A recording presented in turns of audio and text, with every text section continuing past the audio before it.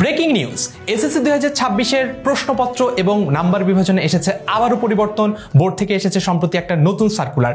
কোন কোন পরিবর্তন এসেছে চলো এই ভিডিওতে সেটা জেনে নেই। তবে তার আগে বলে নেই সাবজেক্ট কিসে কিসে পরিবর্তন আসছে। বাংলা, আইসিটি এবং ফিন্যান্স ও ব্যাংকিং এই তিনটা সাবজেক্টের মান বন্টন কিছুটা পরিবর্তন হয়েছে বা সংশোধিত হয়েছে। চলো আমরা সেটার একটু বিস্তারিত দেখে নিই। প্রথমতই আমরা জানবো বাংলা দ্বিতীয় পত্র সম্পর্কে। বাংলা দ্বিতীয় পত্রের প্রশ্নে আগে অনুবাদের জন্য 10 নম্বর বরাদ্দ ছিল, যে অনুবাদটা তোমাদের এসএসসি পরীক্ষায় আর উত্তর করা লাগবে না। অনুবাদের বদলে তোমরা উত্তর করবে সংবাদ প্রতিবেদন, যার পূর্ণমান হবে 10 নম্বর। পরবর্তীতে আমরা যদি কথা বলি আইসিটি নিয়ে, আইসিটিতে তোমাদের 10 নম্বর সংক্ষিপ্ত প্রশ্নোত্তরের জন্য বরাদ্দ করা ছিল, যে সংক্ষিপ্ত প্রশ্নোত্তর আর তোমাদেরকে অ্যান্সার করতে হচ্ছে না এসএসসি পরীক্ষায়। সংক্ষিপ্ত প্রশ্নোত্তরের বদলে ওই 10 নম্বরটা যোগ হচ্ছে অবজেক্টিভ বা এমসিকিউ পার্টের সাথে। তার মানে হচ্ছে আগে তোমাদের এমসিকিউতে 15 নম্বর থাকার কথা ছিল, সেই 15 নম্বর আর থাকছে না।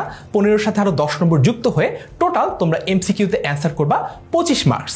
এরপরে আমরা যদি কথা বলি ফিন্যান্স ও ব্যাংকিং নিয়ে, ফিন্যান্স ও ব্যাংকিং এর ক্ষেত্রে দুইটা পার্ট আছে, একটা হচ্ছে ফিন্যান্স আর একটা হচ্ছে ব্যাংকিং। সো ফিন্যান্স থেকে প্রশ্ন আসবে টোটাল 8টা এবং ব্যাংকিং থেকে প্রশ্ন আসবে টোটাল 7টা।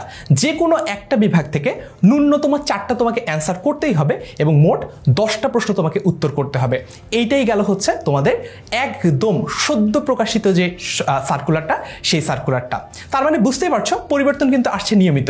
পরিবর্তন যেমনই হোক, তোমাদের সাথে সবসময় আছে 10 মিনিট স্কুল এবং 10 মিনিট স্কুলের এসএসসি 26 শেষ মুহূর্তের প্রস্তুতি কোর্স। দেখা হবে ক্লাসে।